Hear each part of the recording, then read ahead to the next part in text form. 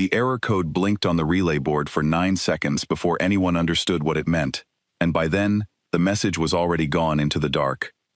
Unu Tesh had served on relay buoy Sethik 9 for 41 cycles, and in all that time, the outpost had never once sent a signal it did not mean to send. The buoy was old. It was a hollow shell of gray iron, bolted to a broken moon shard that drifted at the cold edge of the Tessine verge, far from any throne, far from any war. Its only job was to listen. It caught the long pulses that crossed the verge, and passed them along, world to world, like a stone handed down a line of tired hands. Nothing more, nothing evermore. So when the board lit red, Unu did not move at first. He only stared. He was not a soldier. He had never held a weapon larger than a cutting tool. His back curved from too many cycles bent over the listening dishes, and his 3 eyes had grown dim at the edges. He kept a small jar of warm sand on his console because the buoy was always cold, and he liked to press his fingers into it when his thoughts ran slow. His thoughts ran slow now. The red code was a routing fault. The buoy had been told to forward a stored archive packet to the inner relay at Vesh. A simple thing. A maintenance task he had done 10,000 times across 41 cycles, so many times that his hands did it without his thoughts, the way a heart beats without being asked. He had done it that morning the same way, half asleep, the warm sand under his fingers, the cold humming in the walls. He had not been careless. He told himself this many times in the days that followed. He had not been careless. He had only been old, and the work had been small, and the smallest works are the ones that slip.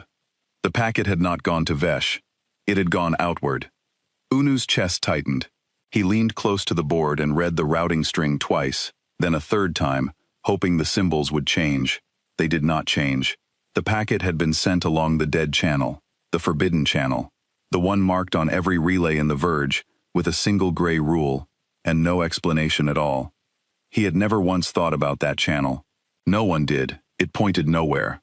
It pointed into the empty quarter, where the old charts simply stopped, where the star maps faded to a flat, unmarked gray that the cartographers had labeled, long ago, with one careful word. Quiet. Just that. Quiet. The empty quarter. The place the maps refused to fill in. Nu had asked about it once, as a young trainee, and the old keeper who trained him had gone very still and said only that the channel was never to be used, that it was sealed by order of the Concord itself, and that some doors were left shut for reasons older than the Concord, and far less kind. Then the old keeper had changed the subject and never spoke of it again. Unu had been young then. He had not pressed. There were 1,000 small rules in a keeper's life, and that one had seemed no larger than the rest. A gray line on a board, a channel that pointed at nothing, and so was never used. He had carried it for 41 cycles without once wondering what it kept shut. And now he had opened the door. He told himself it was nothing. A packet of dead archive data, lost to a routing glitch, fired into an empty quarter where no ear would ever hear it. The channel pointed at nothing, so nothing would come of it. That was the only comfort, and he held it the way he held the warm sand, pressing hard until his fingers ached. He pulled up the contents of the packet, hoping it had been something harmless. A weather log, a tax record, a dull thing he could forget by the next sleep. It was not dull. The packet was a distress archive, an old one, from a colony that had died in the verge centuries ago when a slow sickness crept through its air recyclers and took the whole world one breath at a time. The colony had been small, a mining settlement on a gray rock with a long name that no one used anymore, and it had screamed for help as it died. No one had come. No one ever came that far out. The screams had been recorded, bundled, filed, stamped with a date 1,100 cycles old, and forgotten, passed from relay to relay across the centuries as nothing more than stored weight, a dead thing, carried, because no one had ever bothered to delete it. And Unu had just flung that scream, that ancient plea, that recorded death cry of a desperate world, straight into the quiet. He sat back. He pressed both hands into the sand. It is nothing, he told himself. There is nothing out there. The maps are gray because there is nothing to draw. A scream into an empty room is still only silence. The board went dark and calm. The fault cleared. The buoy hummed its low, patient hum, listening, listening, as it had always listened. For 3 days, nothing answered. Unu almost forgot. He filed an incident report he knew no one would read, logged the routing fault under its small gray code, and reset the dead channel's seal with shaking hands. He told himself the matter was closed. The verge was vast and old and slow, and a single misrouted packet was the smallest thing in it, smaller than the dust on the moon shard, smaller than the cold. He ate his ration. He slept. He pressed his fingers into the warm sand and let the days carry the worry off, the way the days carried everything off, into the long gray behind him. On the fourth day, the listening dishes caught something coming back along the dead channel. It was faint at first, a single thread of signal where there had never been any signal at all. Unu thought it was an echo, a ghost of his own packet, bouncing off some far cold rock and returning home. He almost cleared it without looking. His hand was on the key to clear it. He had cleared 10,000 echoes in 41 cycles, and this was only one more. Then the thread resolved into a voice. It was not a voice he knew.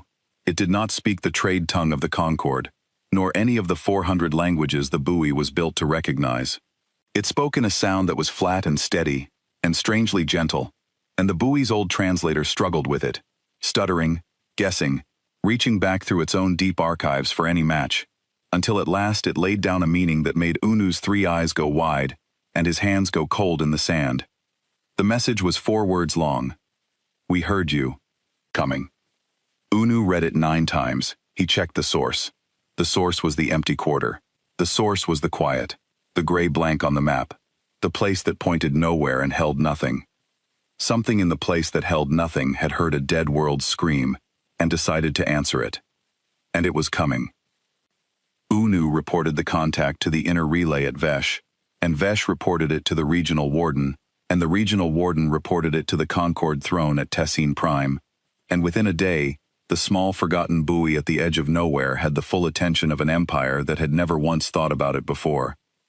The first messages back were not concern. They were annoyance. A regional clerk demanded to know why Sethic 9 had used a sealed channel and threatened Unu with a discipline mark on his record. A second clerk asked whether the buoy's translator had been serviced in the last decade and suggested, plainly, that an old keeper at the edge of nowhere had been startled by his own broken machine. Unu answered both with the same patient honesty. The channel had been used by accident. The translator had laid the message down clean. The source was the empty quarter. He was not startled. He was afraid, which was a different thing, and harder to dismiss, though they dismissed it anyway. Then they sent ships, not many at first. The Concord of the Tessine Verge did not believe, truly, that anything dangerous could come out of the quiet, because the quiet had been quiet for as long as anyone could count. Belief is a slow thing to move. So they sent a watch cutter named Faithful Reckoning and a pair of scout skimmers to sit beside the buoy and observe, and they told Unu to keep listening, and they told him not to answer the message again. He had not answered it the first time. He tried to explain this. No one listened. The watch cutter arrived 3 days later, and its captain, a hard, pale officer named Velk Saru, came aboard the buoy with his second, and walked its narrow halls with open contempt. He looked at the old listening dishes and the patched walls and the jar of warm sand, and he decided at once that the whole affair was a glitch, a smear of bad data, a frightened old keeper jumping at echoes. He said as much, and he said it more than once, the way a man says a thing he needs to be true. He said any fool could fake 4 words. He said the buoy's old translator was half broken and would find meaning in static if you let it. He said that in 1100 cycles of Concord watch, nothing had ever crossed out of the empty quarter, and nothing ever would, because to cross out of it, a thing would first have to be in it, and there was nothing in it. Unu played him the message, "We heard you, coming." He played it on the buoy's good speakers, the flat, gentle voice filling the cold room, and for a moment, even Captain Saru went quiet. Then he shook himself and laughed, a thin laugh, and called it noise. Unu showed him the source trace, the long line running clean out into the gray. Saru called it a reflection. Unu showed him the date stamp on the original packet, 1100 cycles old, the screams of a world the Concord itself had filed and forgotten. Saru said the dead were not his concern, that a keeper's job was to forward signals, not to mourn them, and that if Unu had simply done his job and not slipped his finger onto a sealed channel, None of them would be sitting in this cold tin shell, waiting for a ghost.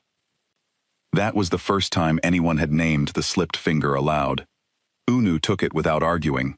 It was true.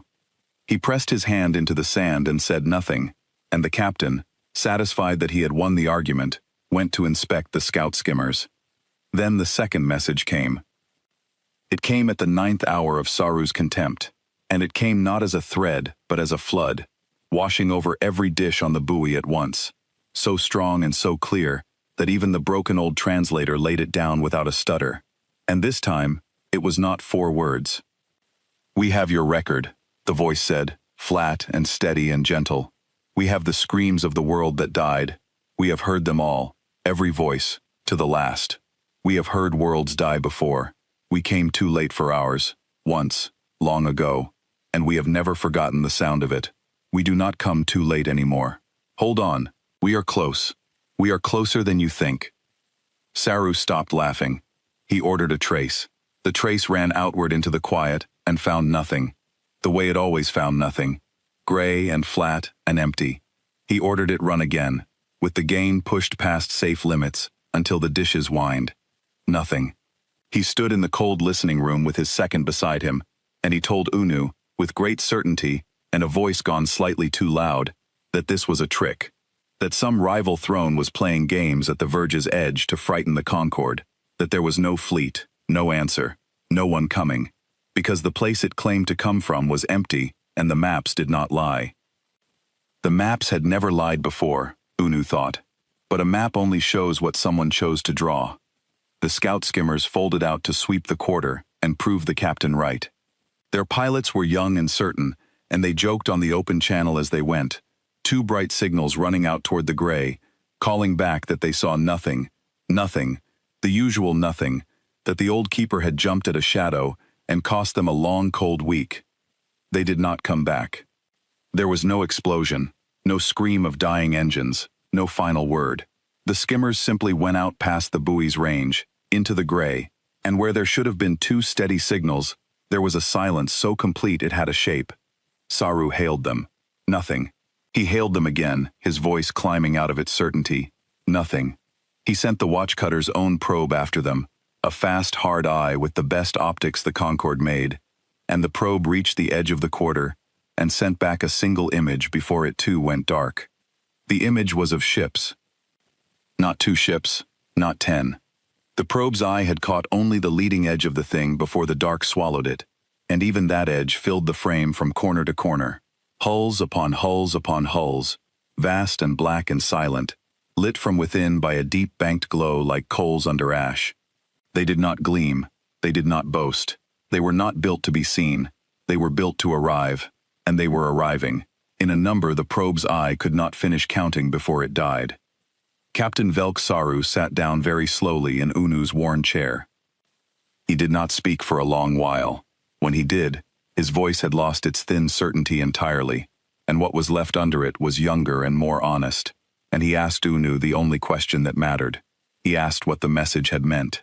He asked who would answer a centuries-old distress call from a world that no longer existed. Who would cross out of a place that wasn't on any map? Who would build a fleet that filled the dark and aim it at a corner of nowhere because of 4 old words and a recording of strangers dying?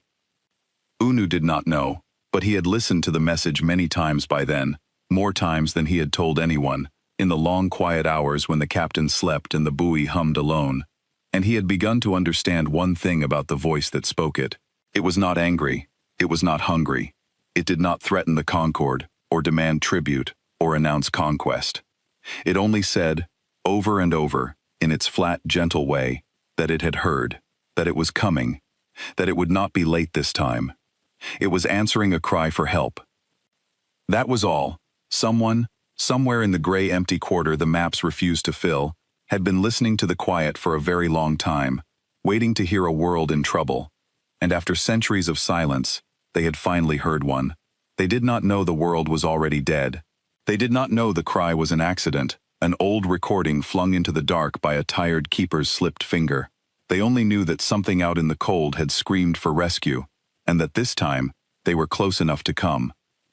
The Concorde, when it understood this, did not feel relief, it felt fear.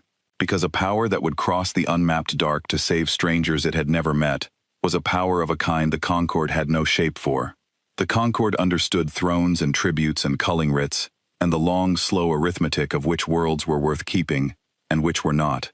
It did not understand a fleet that came when called. It had never once come when called.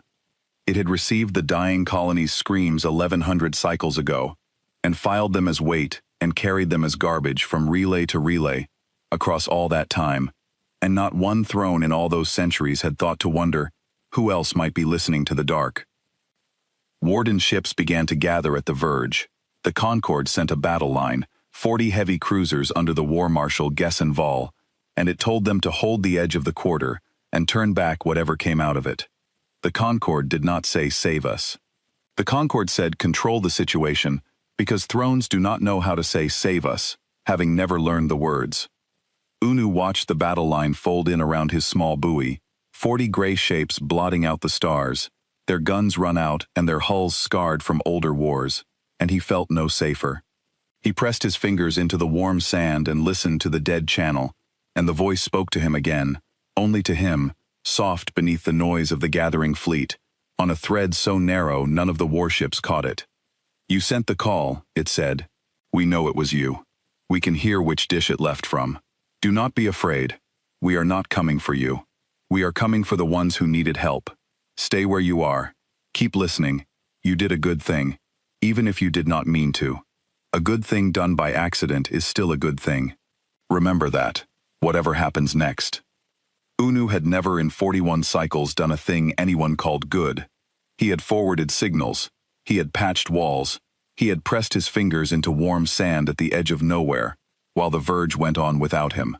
He read the words again, and his old eyes blurred at the edges, and he did not know if he was afraid or grateful, or both at once. And he thought perhaps the two were not so different as he had always believed. War Marshal Gessenval broadcast a warning into the quiet. He named the Concord. He listed its 40 cruisers and their guns and their war honors. He declared the empty quarter Concord space by right of proximity, and ordered whatever lived there to halt at the border and submit to inspection, or be destroyed. He spoke the way thrones speak, certain that the size of his fleet was the size of the truth, certain that a number said loudly enough became a wall. The answer came back almost gently, and it was not addressed to the war marshal at all. It was addressed to the dead colony, 1100 cycles gone, as if the fleet in the quiet still believed there was someone there to save. We are almost to you, the voice said. Hold on, just a little longer. We can see your star now. We are coming. Then the gray edge of the map, the flat blank quarter that the cartographers had marked with a single careful word, began to glow from within, deep and red and rising, like a great banked fire being uncovered all at once across a span of sky too wide for the buoy's eyes to hold. And out of the quiet, the human armada came. In the days between the second message and the coming of the armada, the buoy became a strange and crowded place. More ships arrived. After the scout skimmers went silent in the gray, the Concord stopped pretending the contact was a glitch. It sent 2 more cutters and a heavy escort to ring the moonshard, and it sent observers, pale-coated specialists from the inner relays, who carried their own instruments, and crowded into Onu's small listening room, and treated him as if he were furniture. They argued among themselves about the nature of the signal. One said it was a rival empire. One said it was a machine that had taught itself to speak. One, a quiet young analyst named Reth Aval, said nothing for a long time, and then said only that, whatever it was, it kept its promises, because it had said it was coming, and it was clearly coming, and a thing that keeps its promises is the most dangerous kind of thing there is, because you cannot wait it out. The others laughed at her. Unu did not. He gave her a place by the warm sand, and she took it, and the two of them listened together in the long, cold hours, while the specialist slept. It was Reth Aval who first noticed the pattern in the silences. The armada, as it crossed, sent its messages at regular intervals, always to the dead colony, always patient, always the same handful of meanings. We are coming. Hold on. We are close. But between the messages were the silences, and Reth Aval measured them, and found that they were shrinking. Each silence was shorter than the last. The messages were coming faster. Not because the armada was growing anxious, she said, but because it was growing nearer, and a thing grows louder as it nears, and the shrinking silences were a countdown, a slow tightening, the sound of an enormous distance being eaten away.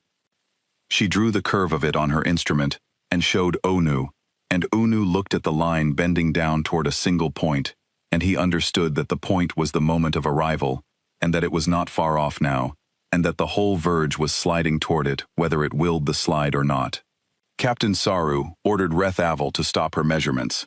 He said they were spreading fear. She kept measuring anyway, quietly, by the warm sand, and Unu kept her secret, because he had decided that he trusted the young analyst who told the truth more than the captain who needed it not to be true.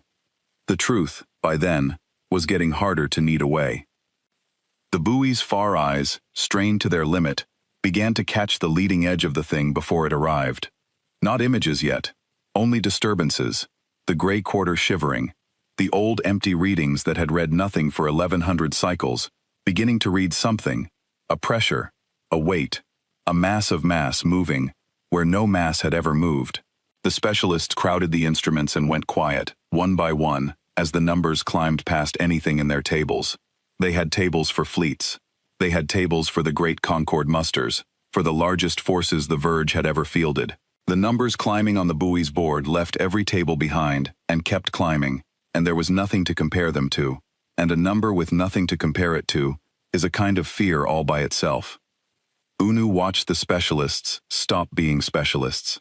He watched them become, one by one, only people, small and cold in a small cold room at the edge of nowhere, staring at a board that told them a thing was coming larger than anything they had a word for. Their instruments could not name it, their tables could not hold it, their captain could not order it away. And in the end, they did what people do when the words run out. They went quiet, and they watched. And some of them, Unu noticed, drifted closer to the warm sand without quite knowing why, as if the old keeper's small jar of warmth were the only thing in the room that still made sense. Rethaval's curve reached its point. The gray quarter, the flat blank place the maps refused to draw, began to glow. They came in silence, and the silence was the worst part. War Marshal Gessenval had fought 11 campaigns across the Verge, and in every one, the enemy had announced itself. Fleets boasted. Fleets blared challenge songs and threat codes, and the long horns of their houses. Noise was how a fleet told you how big it believed itself to be. He had learned to measure an enemy by its noise, and in 11 campaigns the measure had never failed him. The human armada made no noise at all. It folded out of the gray quarter in waves, and each wave was larger than the War Marshal's entire battle line. He counted, because counting was his trade, and he stopped counting at 600 hulls, because by then the count had become meaningless. They kept coming, black hulls and gray, long ones and round ones, blunt, heavy shapes built for nothing but to endure, some no larger than his cruisers, and some so vast that his cruisers could have docked inside their shadow and been lost there. They came in ordered ranks, each ship holding its place with a discipline that needed no horns and no songs, and they fell into formation around the dead colony's empty coordinates, as if a wounded world still waited there to be lifted up. His censor master, a steady veteran of 3 campaigns, reported the count past 1,000, and then stopped reporting numbers, and began reporting only that the count continued. His voice, when he said it, had gone very quiet. 1,000, 2,000, more. He said the word more several times, as if it were the only true thing left to say, and then he stopped saying anything at all. The flagship came last. It was the largest thing Gessenval had ever seen move under its own power. A vessel the length of a small moon. Its hull, a deep banked red shading to black, marked along its flank with a single name, in a script the War Marshal could not read, but the buoy's old translator could. The translator laid the name down on Unu's board, and Unu read it and felt the cold of it settle into his bones, deeper than the buoy's cold, into a place the warm sand could not reach. We came when you called. That was the flagship's name. Not a boast, not a threat.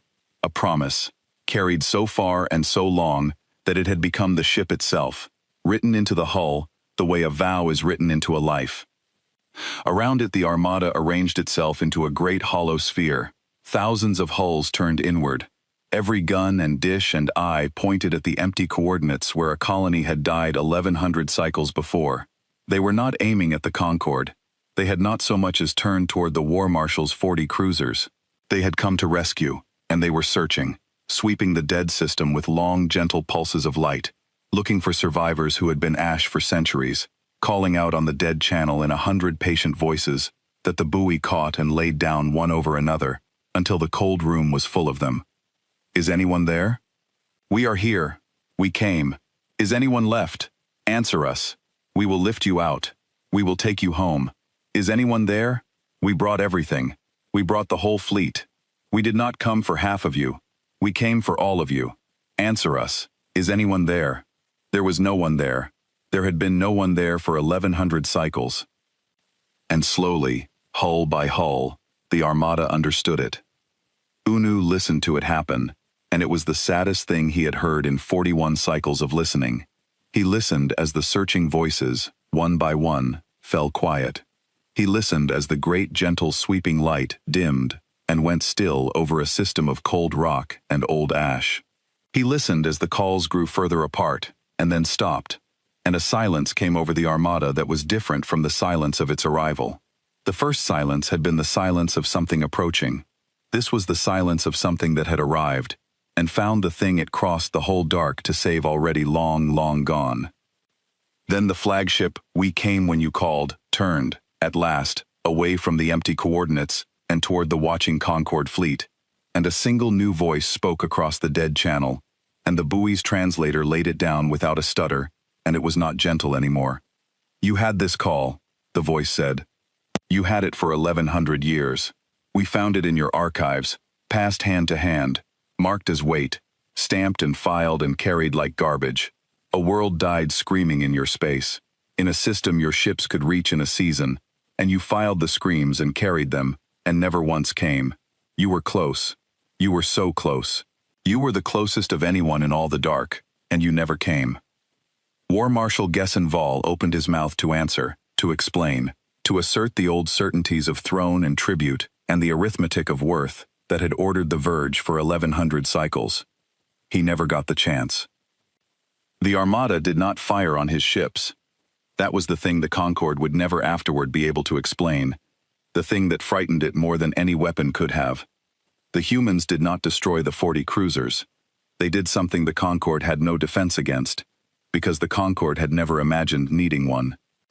They showed the War Marshal the screams. The flagship broadcast the dead colony's distress archive across every channel in the Verge at once, raw and unfiltered. 1100 years of dust pulled off it. A whole world dying one breath at a time, laid bare for every ear in Concorde space. The recyclers failing, the air going thin and sweet and poisoned. The first deaths, the careful ones, the bodies wrapped and logged. Then the later deaths, faster, less careful. Then the last deaths, with no one left to log them. The long, terrible middle, where the colony still believed, for a while, that help would come, because surely the Concorde would hear, surely the Concorde was close, surely no one would simply let a world die in its own space without lifting a hand. The voices growing fewer, the hope leaving them slowly, the way the air left them, a little at a time, and at the very end, the final keeper, alone in a cold room not so different from Unu's own, sending the same plea over and over, into a dark that never answered, until the plea was all that was left, and then even that stopped. The Concorde had carried this for 1100 years, and never once played it.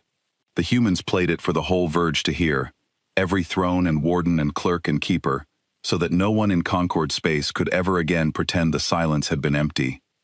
Unu had heard the recording before. That was the thing no one else in the Verge could say, and it was the thing that broke him. He had heard it many times, in fact, across 41 cycles, though he had never once truly listened. The dead colony's distress archive was one of 10,000 stored packets the buoy carried as standing weight, and every keeper, in his rounds, ran a check on the stored packets to make sure the data had not rotted in the cold. Unu had run that check perhaps 100 times. 100 times the dead world's screams had passed through his dishes, and his speakers, and his old translator, reduced to a status line and a green light. Data intact. Integrity confirmed. Weight unchanged. 100 times, he had heard a world die one breath at a time, and marked it as a file in good condition, and moved on to the next packet, because that was the work, and the work did not ask him to listen, only to confirm. Now the Armada played it for the whole verge, and Unu listened, truly listened, for the first time, and he understood what he had been carrying. He heard the early voices, calm and certain, logging the failure of the recyclers, sure that the Concorde would send help, because surely the Concorde was near, surely no world died in its own space unanswered. He heard the careful records of the first deaths, the names read out, the bodies logged, the small dignities a living world still keeps. He heard the days pass in the recording, the air going thinner, the voices fewer, the certainty wearing away like stone underwater. He heard the moment, somewhere in the long middle, when the colony stopped saying when help comes, and began saying if. He heard the prayers. He heard a child ask why the ships were taking so long, and a parent answer that they were coming, they were surely coming, and he heard the lie in it, the gentle, hopeless lie that the parent did not yet know was a lie.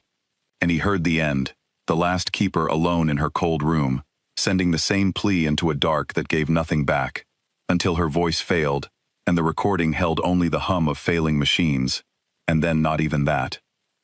And every one of those voices had passed through Unu's hands 100 times, and he had marked them in good condition, and moved on. He sat at his console while the Armada played it, and he could not press his fingers into the warm sand, because his hands were shaking too hard to find the jar. Captain Saru stood beside him, and the specialists behind him, and the young analyst Reth Avel beside the sand, and none of them spoke, because the recording filled the room and left no space for speaking. And Unu understood, in that moment, the true size of the thing the Concorde had done, which was not only that it had let the colony die, it was that it had made the colony's death into weight. It had taken a whole world's last cry and turned it into a file, a green light, a thing to be checked and confirmed and carried, drained of every scream until it was only data, until a keeper could run it past his ear 100 times and feel nothing, because the system had taught him there was nothing to feel, only a status to confirm. That was the seal's true work, not only the sealed channel, the sealed heart. 1100 years of turning cries into weight, of teaching every keeper in the verge that a dying world was a file to be maintained and not a voice to be answered, so that even the keepers who carried the screams could carry them forever and never once hear them. The Armada had heard them. The Armada had received the same recording, the same file, the same green-lit weight, and where the Concorde heard data, the Armada heard a world dying and could not bear it, and crossed the whole gray distance because of it. That was the only difference between them, not the hulls, not the fleet, not the hand that held 2,000 ships still. The difference was that one of them, hearing a cry, had felt it, and the other had filed it. When the recording ended, Unu finally found the warm sand, and he pressed both hands into it, and he made himself a promise that he kept for the rest of his life. He would never again confirm a cry without hearing it. He would never again let a scream become weight in his hands. Whatever came across his dishes, however small, however far, however low on the arithmetic of worth, he would listen to it the way the Armada had listened, all the way down, to the last voice, and he would carry it on, not as data, but as a thing that mattered, because a world had once died believing someone would hear, and the someone had been him, 100 times over, and he had not heard, and he would not fail that way again. And then, into the silence after the screams, the flagship spoke again. "We do not destroy you," it said. "We are not here to add deaths to deaths. We came to save a world, and the world was already gone, 1100 years gone, and there is nothing to save, and no one to lift home, and that grief is ours to carry now, and we will carry it, as we carry our own. But hear us. You will not file another scream as weight. You will not be close to a dying world again, and choose the arithmetic. You will not let the dark stay sealed so that no one can call.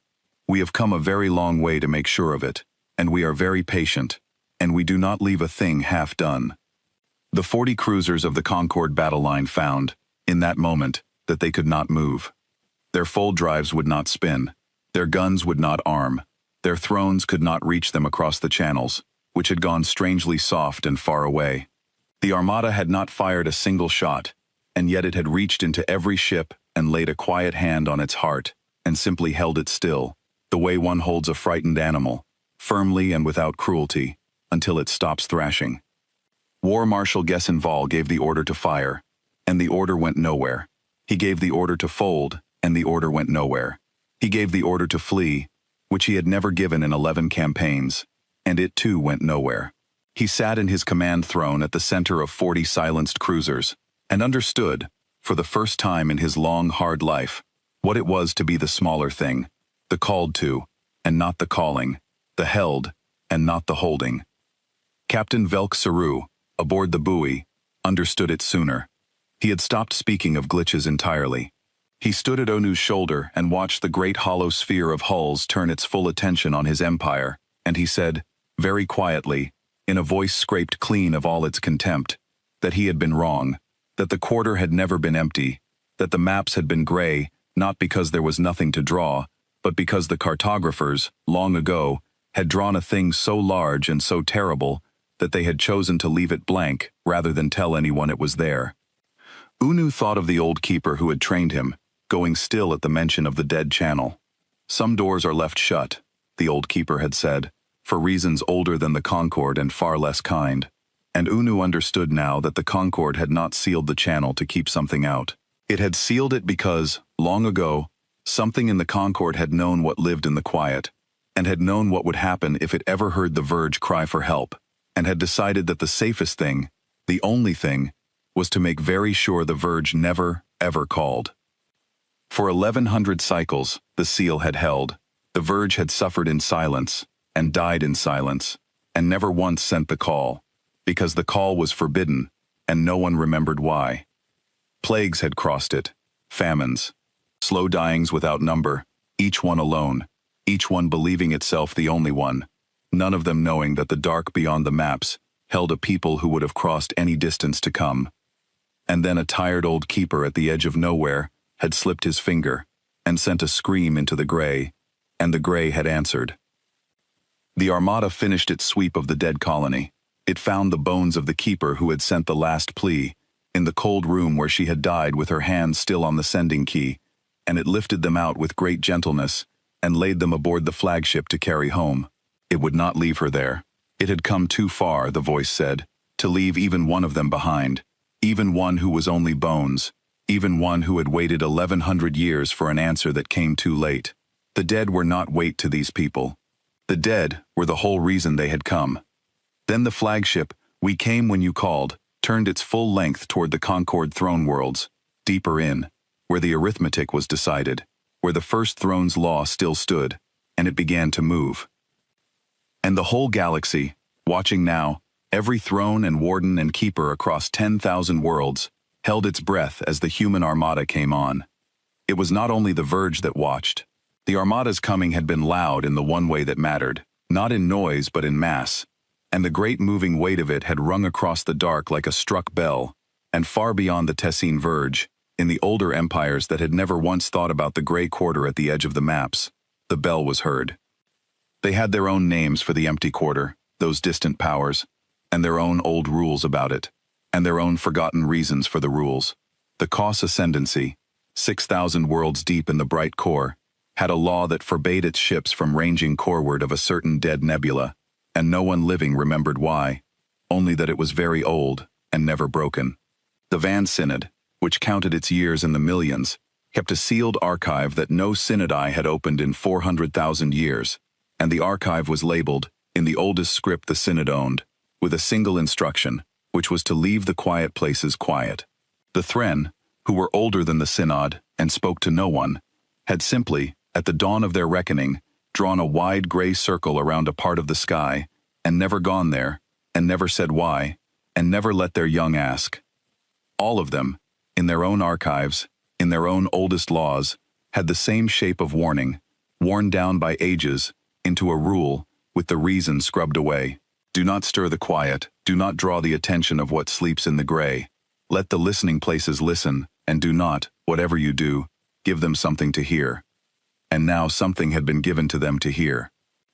The distant empires watched the armada fold out of the quiet, watched it cross a span that should have taken a season in a single tightening countdown of shrinking silences, watched it hold 2,000 of the Concorde's heaviest ships motionless, without firing a shot, and the oldest powers in the bright core felt their forgotten rules, suddenly remember their reasons. The Kos ascendancy quietly doubled the watch coreward of the dead nebula, and told no one why. The Van Synod convened, for the first time in 400,000 years, to consider whether the sealed archive should at last be opened, and after a long deliberation, decided that it should not, that some things were sealed by the wise, and should be left sealed by the merely old. The Thren, who spoke to no one, broke their silence to send a single message to the Tessine Verge, which the Verge could not read and never decoded, but which the human armada, listening as it always listened, understood at once. It said, in the oldest tongue there was, only this: "You woke them.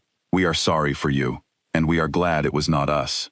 For the powers of the galaxy understood a thing the Concorde had only just learned.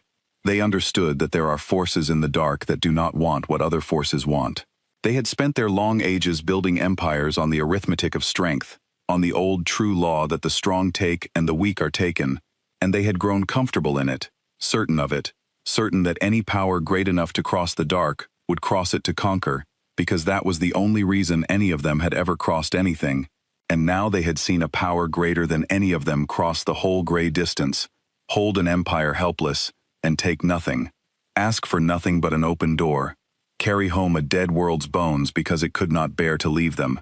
And that was more frightening to the old empires than any conqueror could ever have been, because a conqueror they understood, a conqueror they could bargain with, a conqueror wanted what they wanted, and could be fed or fought or fled. But a power that crossed the dark only to answer cries, that could not be bought because it wanted nothing, that could not be deterred because it feared nothing, that kept its promises and never forgot a silence, was a power against which all their arithmetic was useless.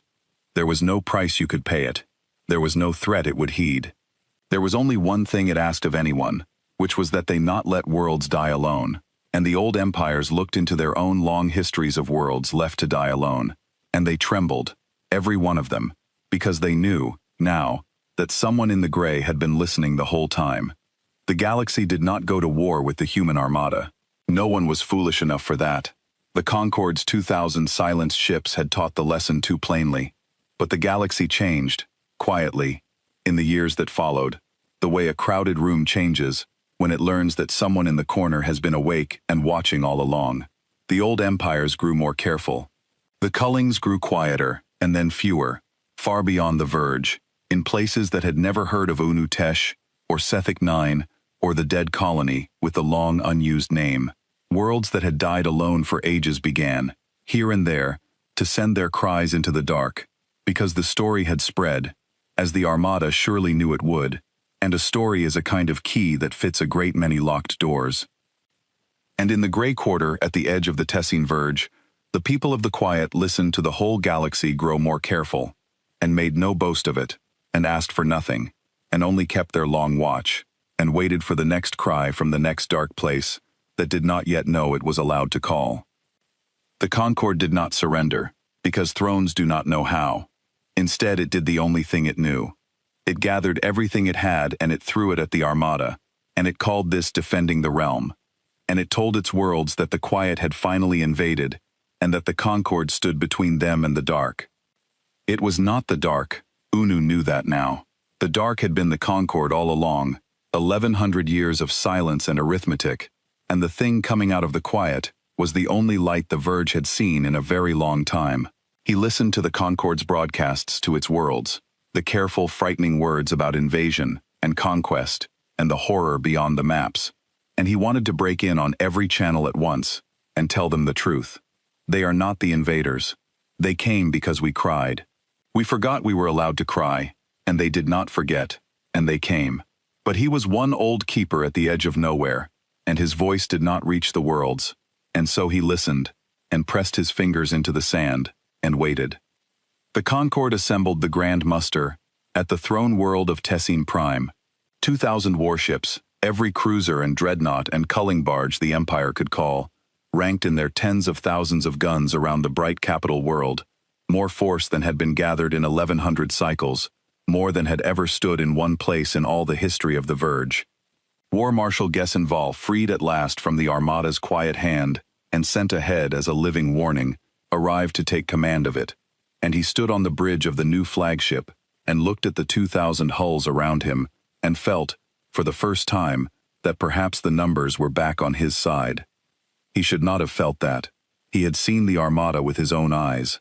He had counted past 1,000 and stopped because counting had failed him.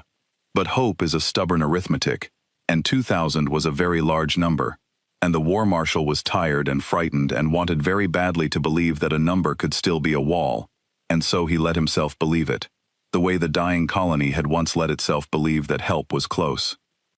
The human armada folded in around Tessine Prime in a single breath, and there were more than 2,000 of them, far more, and War Marshal Gessenval stopped believing.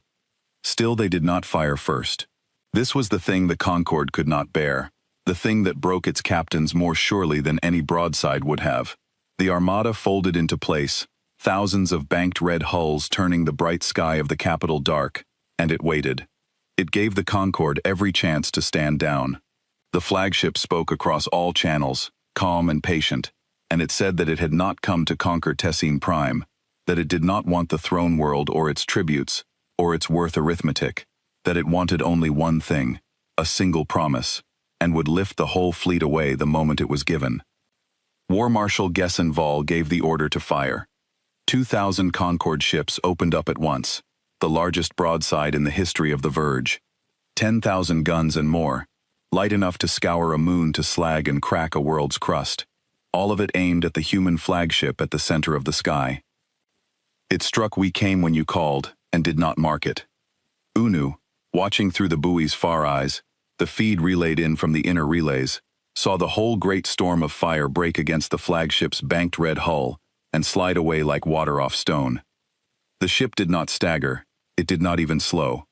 Its hull, the war marshal would later learn, was not metal in any sense the Concorde understood, but something the humans had grown in the cold of the quiet over centuries, layer on patient layer, a living dark that drank energy and gave nothing back, a thing more like bark than armor, more like a thing that had decided not to be hurt than a thing that had been built not to be.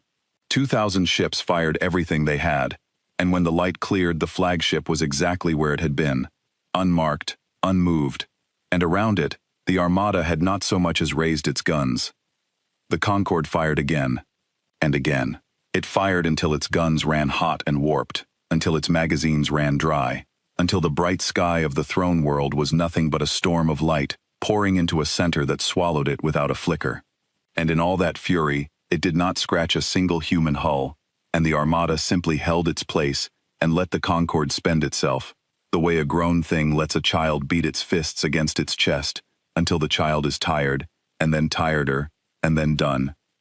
When the Concorde guns at last fell silent, empty and glowing and useless, the war marshal's crews staring at readouts that showed no damage done at all, the human Armada answered. It did not answer with fire.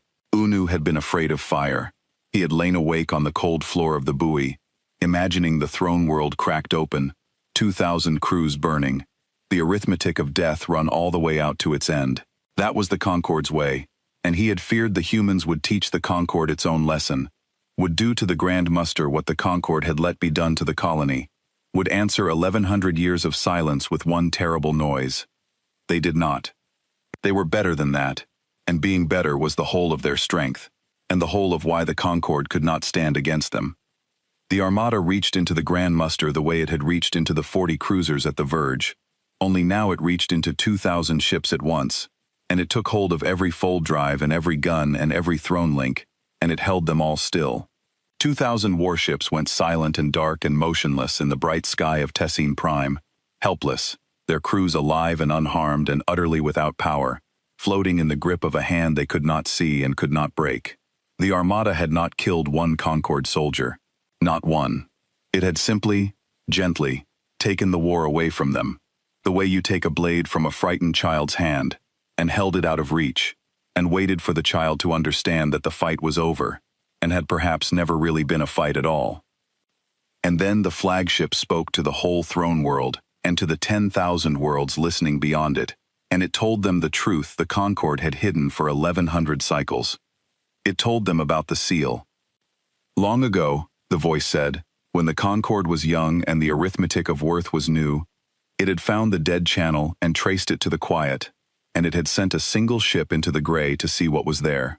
The ship had come back, the only ship that ever did, and it had brought images, and the Concord's first throne had looked at the images and seen a people who came when called, who crossed any dark to answer any cry, who measured worth not by tribute but by need. A people, the voice said, who had once lost their own home to a slow death no one came to stop, and who had decided, in their grief, that no one would ever die that way again if they could cross the distance to prevent it. And the first throne had understood that such a people were the enemy of everything the Concord meant to be, because the Concord meant to rule by the arithmetic of worth, and a people who answered every cry would unmake that arithmetic simply by existing, simply by being known to exist. So the first throne had sealed the channel, and burned the images, and written into law that the Verge must never, ever call for help, and had let the reason be forgotten, so that the silence would keep itself, generation after generation, long after anyone remembered what it kept. For 1100 cycles, the Verge had died quietly because its rulers were more afraid of rescue than of death. The throne world heard this, the 10,000 worlds heard it, and something began to move across the Verge that the Concord had no defense against, a thing slower than any fleet and far harder to stop. The worlds began to understand that they had been kept silent on purpose, that every plague and famine and slow dying they had suffered alone, every world that had gone out in the dark believing itself forsaken, they had suffered alone by design, because somewhere out in the gray, there had always been someone who would have come, if only they had been allowed to call. The grief of 1100 years turned, slowly, into something else. Not yet anger, something harder and quieter than anger, the understanding of a debt. Unu listened to the whole Verge wake up, and he pressed his fingers into the warm sand, and he wept, because he had done it. A slipped finger, an accident. The smallest thing in the Verge, smaller than the dust on his broken moon shard. He had sent the call the Concord spent 1100 cycles preventing, and the call had been answered, and the seal was broken now, and could never be set again, no matter what any throne might wish. War Marshal Gessenval, helpless in his silenced flagship, the readouts dark, the guns cold, the throne link gone soft and far away, asked the Armada what it wanted. The single promise, the one thing. The flagship told him. "We want the channels open," the voice said. "All of them, forever. We want every world in the Verge to be able to call into the dark, and to know that when it calls, we will hear, and we will come, however far, however long, with everything we have. We do not want your throne. We do not want your worlds or your tributes. We want only that no world in your space ever dies again, believing itself alone. That is the whole of it. Open the dark. Let your worlds cry out when they are dying. Stop being more afraid of help than of death. Promise us that, and we will lift away within the hour, and you will never see us again unless you call. Refuse us, and we will not harm one soul of you, not one, but we will hold this muster here, silent and dark, until the promise is given, and we have, as you have seen, very long patience." The whole Verge heard it. The Armada had not spoken on a private channel to the War Marshal alone. It had spoken on every channel at once, so that every world that had ever died in silence, and every world that still might, heard the choice laid before the throne in plain words.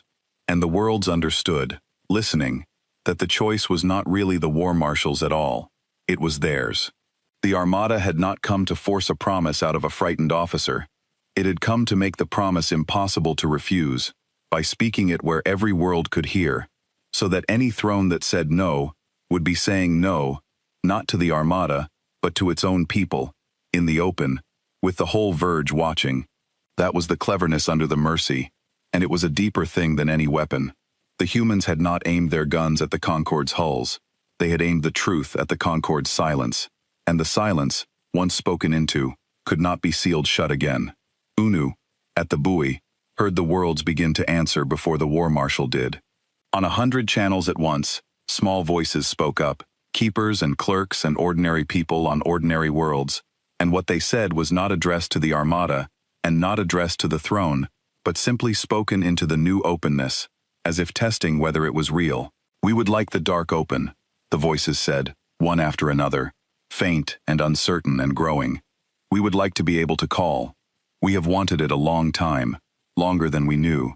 Please, open the dark."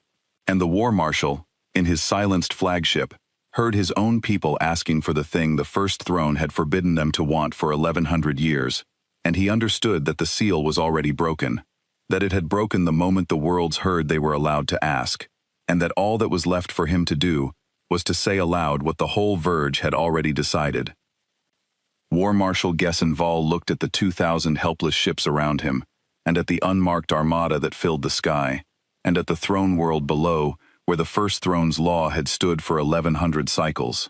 He had spent his whole life serving the arithmetic of worth. He had culled worlds for it. He had filed screams as weight. He had been, in 11 campaigns, exactly the thing the first throne had built him to be. And he found, to his own surprise, that he was tired, that he had been tired for a very long time, longer than he had known, and had only now, in the grip of a hand he could not break, been given a place to set the weight down. He gave the promise. He had no authority to give it. He was a war marshal, not a throne. He gave it anyway, in his own name, before the whole Verge, his voice steady for the first time since the gray edge of the map had begun to glow.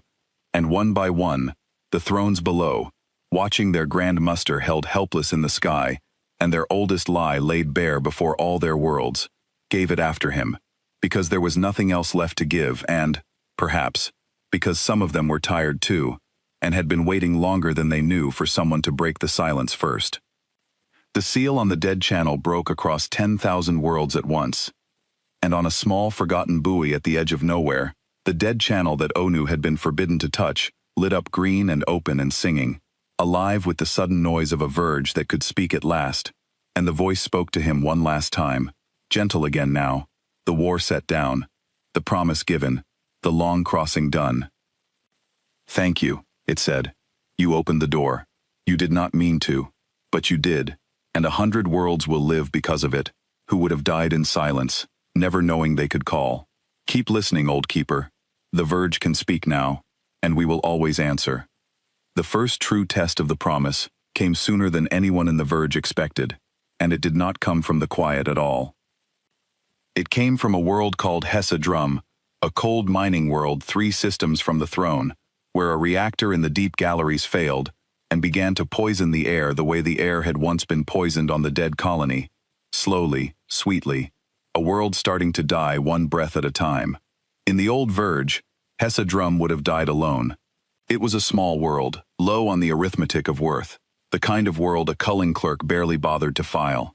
Its distress, if it had sent any, would have been caught by a relay and marked as weight and carried into silence, and in a season or two, there would have been one more gray rock where a world had been, and no one in the inner relays would have noted the difference. But the dark was open now, and Hessa Drum, which had grown up under the old silence and had never once in its history called for help, found that it could. The keeper of Hessa Drum's relay was a young one, raised on the new law, and when the reactor failed, she did the thing that would have been forbidden a year before. She opened every channel at once and sent the call into the dark, plain and frightened and true. "We are dying. Our air is going. Help us. Anyone, please." Unu caught it on Sethic 9, because every cry crossed his old dishes now, and he forwarded it on with shaking hands, and then he sat very still and listened to find out whether the new Verge was real, or whether it was only a story the worlds told each other to feel less alone. It was real. The neighbors came first. 2 worlds in the next system over, worlds that owed Hessa Drum nothing, that had no tie of blood or trade or throne to it, heard the call and sent their relief ships, because they had learned, in the year since the seal broke, that coming when called was a thing one could simply choose to do, the way the Armada had chosen it, the way the War Marshal had begun to choose it. The relief ships were slow and small, and not enough, and everyone knew they were not enough, and they came anyway, because not enough and coming was a different and better thing than enough and never coming, which was all the old Verge had ever offered. And then, because the channels carried the call all the way out, to the gray edge and beyond, something answered from the quiet. It was not the Great Armada. It did not need to be. A single ship came, banked red shading to black, smaller than the flagship, but larger than anything the Concorde built, and it folded into Hessedrum's sky without a sound, and went straight to the dying galleries, and it did the thing the Armada's people did best, which was not to fight, for there was nothing to fight, but to save. It poured clean air into the deep galleries, it sealed the poisoned reactor in a cold, dark grip, and carried it out beyond the world to die where it could harm no one. It lifted the sick and the failing into its great holds, and breathed them whole again. And it did all of this without once being asked to take anything in return, without a tribute, without a writ, without a single mark on the arithmetic of worth, because the people of the quiet did not keep that arithmetic, and never had.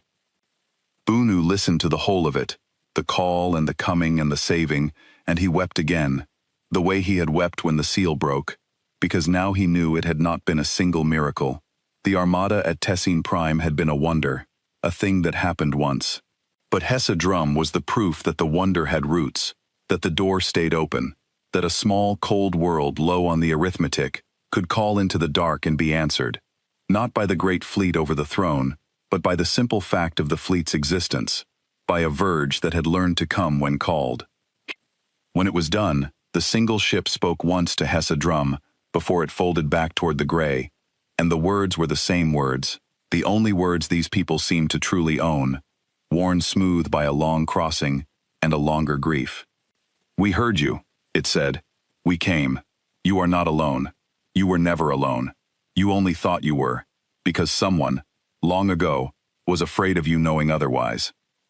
Then it was gone, and Hessedrum lived, and the story of it ran back along the open channels to every world in the Verge, and the worlds that heard it understood, at last and all the way down, that the promise over the throne had been real, that the dark was truly open, that the long silence was truly over, and the understanding did to the Verge what no fleet could have done.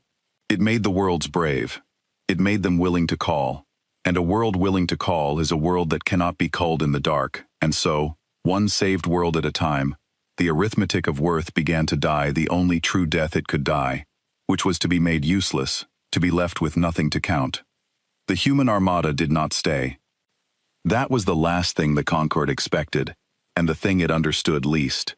A power that could hold 2,000 warships helpless in the sky of a throne world, that could not be scratched by 10,000 guns, that had crossed the unmapped dark and laid the Empire's oldest lie bare before all its worlds, could have taken anything it wanted. It could have taken the throne, it could have taken the tributes, the worlds, the whole arithmetic, and ruled the Verge from the bright capital, and called it justice, and no one could have stopped it. Every empire the Concorde had ever known would have done exactly that, because that was what power was for. That was the whole of what power had ever meant in the Verge. You crossed the dark, you broke the smaller thing, and you took its place, and you called the taking peace. The Armada took nothing. It released the Grand Muster, 2,000 ships waking from the dark grip all at once, alive and whole and ashamed, their crews staring at hands that worked again, at guns they no longer wished to fire. It gathered itself back into its great ordered ranks above Tessine Prime, thousands of banked red hulls turning slow and patient in the bright sky. And the flagship, "We came when you called," spoke a last time to the throne world, and what it said was not a threat and not a boast, but something the Concorde had no word for, something close to a blessing and close to a warning, and made entirely of both. "The dark is open now," the voice said. "Your worlds can call. When they call, we will hear, and we will come, however far, however long. We do not ask you to love us. We do not ask you to remember us kindly, or to speak well of us, or to teach your children our name. We ask only that you do not seal the door again, because we will know if you do, and we have very long patience, and we never forget a silence. Be better to your worlds than you were. That is the whole of the debt, and it is owed not to us but to them. Now we go home, and we take our dead with us, the keeper who waited 1,100 years, and we will lay her in the light at last, where she should have been laid an age ago. Then the armada folded back into the gray quarter, thousands of hulls turning the sky bright again as they left, the banked red fading out of the dark all at once, and the flat blank place on the maps that the cartographers had marked quiet swallowed them up, and was empty, and was quiet once more. But the maps were different after that. The cartographers of the Verge, who had left the quarter gray for 1100 cycles, gathered to decide what to draw there now, and they argued for a long time, because no chart could hold a thing so large, and no symbol they owned was the right shape for it. Some wanted to draw the armada, rank on rank of hulls, a warning to anyone who looked. Some wanted to draw a border, a hard red line, the edge of a thing not to be crossed. In the end, they drew neither. They drew a single open door, simple and small, in the center of the gray, and beside it, they wrote 4 words. In honor of the message that had started it all, and the door and the words stayed on every chart in the Verge from that day forward, on the great throne charts and the little keepers' boards alike. We heard you, coming. The Concorde did not fall. That too surprised everyone. And it surprised the Concorde most of all. It had been so sure that to be shown weak was to be ended, because that was the only thing weakness had ever meant in the arithmetic. But the Armada had not come to end it. The Armada had come to change it, and a thing that is changed is not the same as a thing that is destroyed, and the Concorde, slowly, learned the difference. The arithmetic of worth did not end overnight, but it began to end, because the worlds could call now, and a world that can call for help is very hard to cull in silence. The first culling writ issued after the seal broke was answered, before the cull barges even arrived, by 3 neighbor worlds who heard the called-for warning and came, not from the quiet, but from across the next system, because they had learned from the Armada that coming when called was a thing one could simply choose to do. The writ was voided, the cull barges turned back, and something in the Verge that had been frozen for 1100 years began, very slowly, to thaw. The writs grew fewer, the thrones grew quieter. The arithmetic that had ground 1,000 worlds to ash found, year by year, that it had fewer hands willing to work it. War Marshal Gessenwald, who had given a promise he had no right to give, was not punished for it. The thrones considered it, in the first confused days, and then thought better of it, because a Verge full of worlds that could now speak was a Verge in which the old punishments looked suddenly very ugly in the light. Instead, he was made the first keeper of the open dark, the officer charged with making sure no throne ever sealed the channel again, with hearing the calls and seeing that they were answered, with carrying the debt the Armada had named. He took the post with a gravity that surprised the captains, who had known him only as a hard, pale man with 11 campaigns behind him. He had stopped, somewhere in the grip of that unbreakable hand, being the thing the first throne built. He was becoming something else, something the Verge had no name for yet, and he wore it quietly, and well. He visited the small buoy at the edge of nowhere, once, in his 2nd year as keeper. He came in a plain ship with no honors flown, and he stood in the cold listening room a long time, looking at the old dishes and the patched walls. He did not say much. He was not a man of many words, and the words for what he felt did not exist yet. But before he left, he set his own hard, pale hand briefly into the jar of warm sand on Onu's console, and held it there, his eyes closed, as if to feel what the old keeper had felt on the day the door opened. Then he took his hand out, and nodded once, and went, and Unu understood that the war marshal had come all that way simply to touch the place where it began. And Unu Tesh kept his post. He could have left. They offered him a station at the inner relays, in the warmth and the light, with honor and a soft chair and no more cold, and a quiet title, Keeper of the First Call, that the inner clerks had invented for him. He turned it down. He had served Relay Buoy Sethek 9 for 41 cycles, when it was a forgotten shell at the edge of nowhere, that no one in the whole Verge could have named, and he would serve it now, that it was the most important buoy in conquered space. The place where the door had opened, the listening post at the edge of the open dark. He patched the walls, he tended the dishes, which were busier now than they had been in 1100 years. He kept the jar of warm sand on his console and pressed his fingers into it when his thoughts ran slow, which, being old, they often did. And he listened.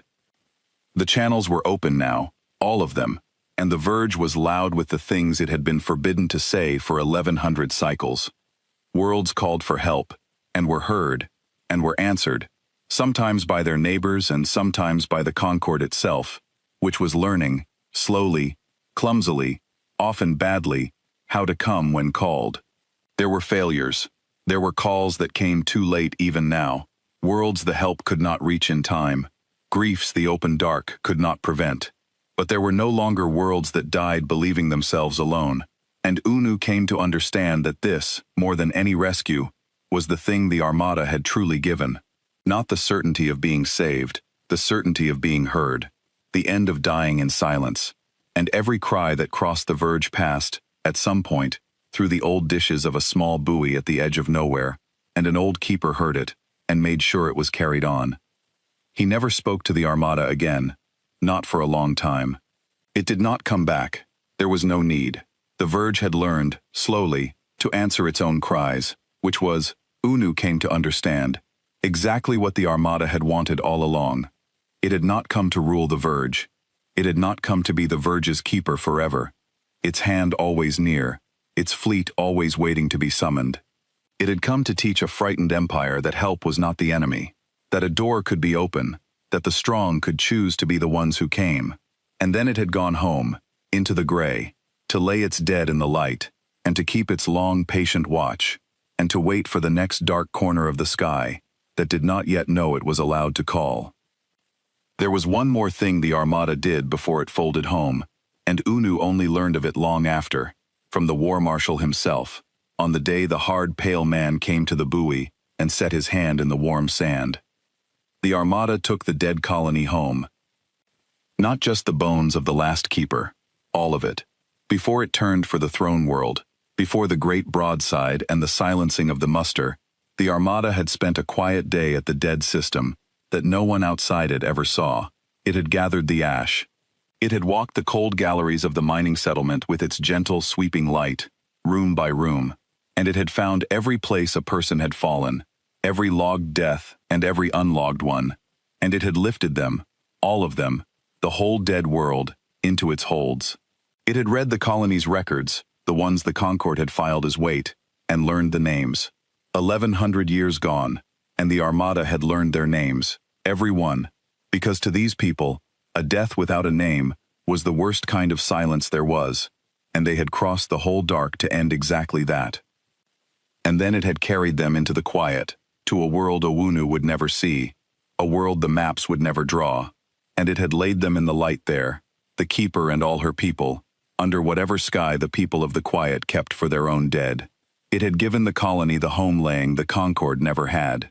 It had answered the 1,100-year-old plea, in the only way left to answer it, too late to save them, but not too late to carry them, not too late to learn their names, not too late to lay them down in the light, instead of leaving them to be weight in a dead gray room forever.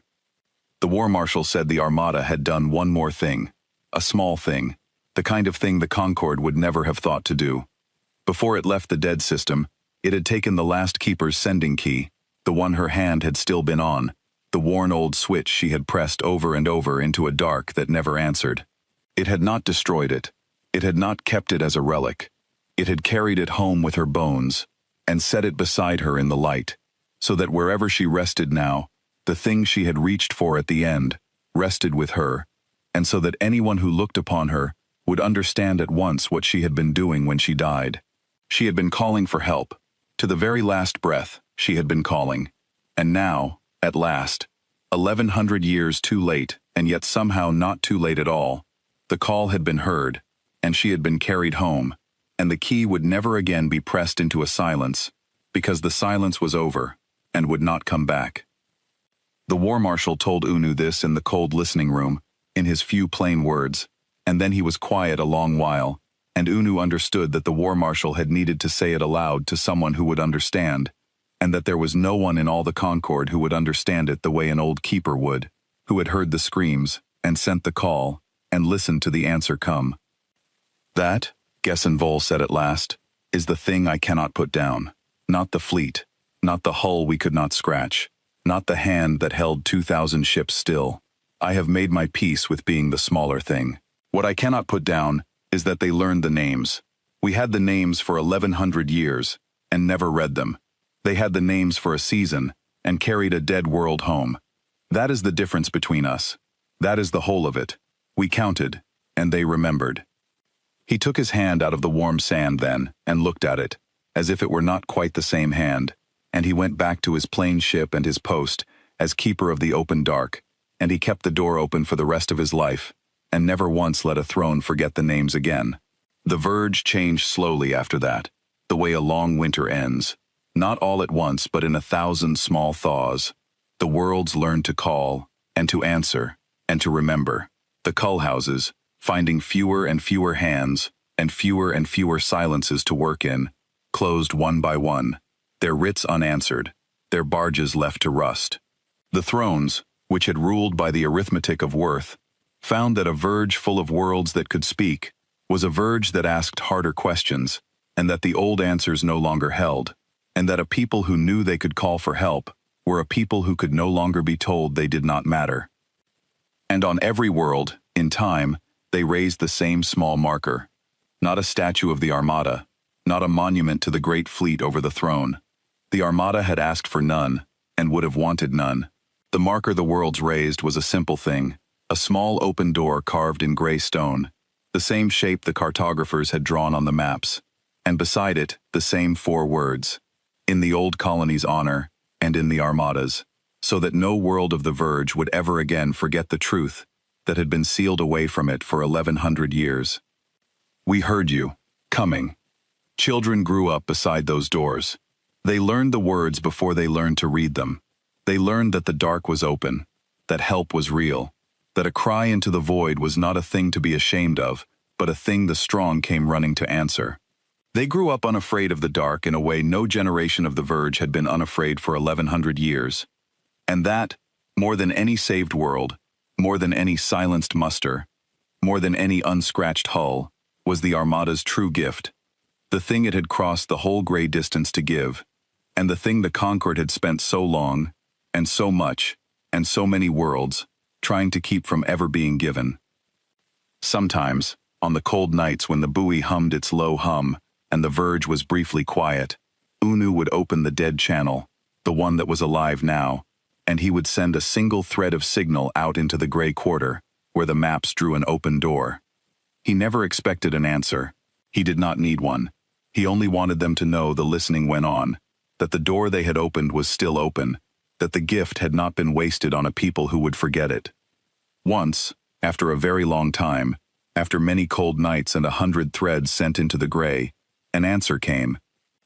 It was faint, and gentle, and flat and steady in the way he had never forgotten and never would, and the buoy's old translator laid it down without a stutter, the way it had laid down the first message on the day the world changed. And it was 4 words, and they were not the 4 words he expected. Still here, still listening. Unu read it 9 times, the way he read everything that mattered, the way he had read the first message on the day it all began. Then he pressed both hands into the warm sand, and he looked out the cold port at the gray blank quarter, with the open door drawn on it, and for the first time in 41 cycles, the old keeper at the edge of nowhere was not afraid of the dark. Because he knew, now, what waited in it. Not a monster, not an empire, not the arithmetic of worth that had ruled his whole life and ground 1,000 worlds to silence, and called the silence safety. Something that came when you called. Something that crossed any dark, however far, however long, for strangers it had never met and would never meet. Because a long time ago, it had come too late for its own home, and had decided, as a whole people, in its grief, that it would never come too late again, not for anyone, not anywhere, not while it had a hull that would hold. The Concord had been so afraid of that, it had sealed the door for 1,100 cycles, and called the silence safety, and let its worlds die quietly, rather than let them learn they could be saved, because the truth that lived in the quiet would have unmade the arithmetic simply by being known, and in the end, it had taken nothing more than a tired old keeper's slipped finger to undo it all, because the truth the Concord feared most was the simplest truth there was, and once it was loose in the verge, it could never be sealed away again, by any throne, by any law, by any fleet. You are allowed to call for help, and someone will come. Unu Tesh closed the channel and reset the dishes for the night, and pressed his fingers one last time into the warm sand. Then he settled back into his worn chair at the edge of the open dark, in the most important buoy in the verge, the buoy where the door had opened, and he did the only thing he had ever truly known how to do, the thing that had saved 100 worlds and frightened an empire, and redrawn every map in the sky. He listened,